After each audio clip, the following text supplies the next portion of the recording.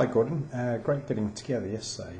Yeah, hopefully you found the detailed explanation of the cause of the left to right shape that's become more prevalent in your game of late, as to where it comes from. Hopefully you found that useful. Always difficult in a half hour, of course, to really explain it simply but thoroughly, if you like, but certainly seeing this on the camera I think will help. So let's just have a look at the old movement here on the left hand side.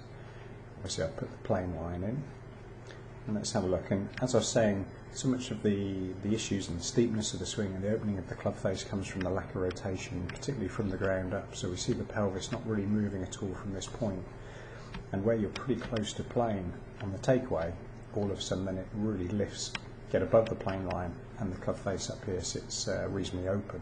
So you can see as you're starting the downswing, it's all in front of the plane. I just the camera did move ever so slightly, so you can see it's slightly steep in front of the plane line, and of course from this position you're really having to stop the body moving to make any kind of reasonable contact. But the club is ultimately working slightly out across the ball, and of course when the club is working steep across the ball, you can't really close the club face because otherwise the ball's going to go lower left, so you have to leave the club face slightly open to get the ball in the air.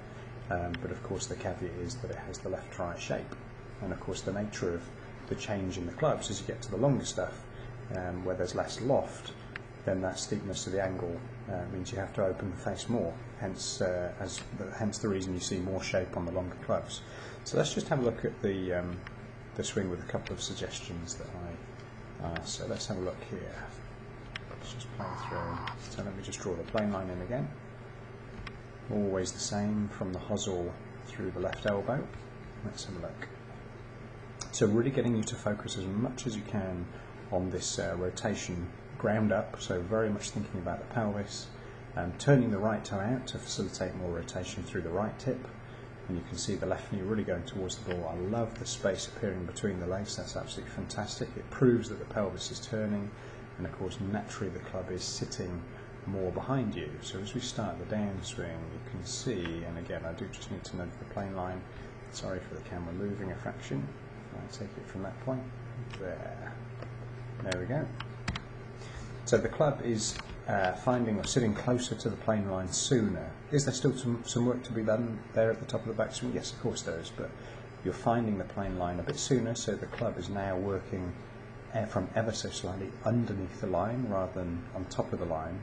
And that's a subtle but a very key difference, because working from underneath the line indicates that there'll be some shallowness to the angle of attack, and this shallowness hitting from the inside of course allows you to close the club face, and that's why the few shots that I saw you hit afterwards, some of them actually had some draw, but crucially they had reasonable height to them, and that's a sustainable position to draw the ball from.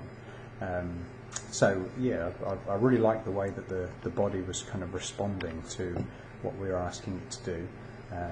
Certainly, of course, there's as much as we could do in half an hour or 40 minutes. I think we achieved, but doing some more work together in terms of setting the positions where we can really repeat and hit the shots that you want to. It will take a little bit more work, of course, but I'll send over some more details, and we'll go from there.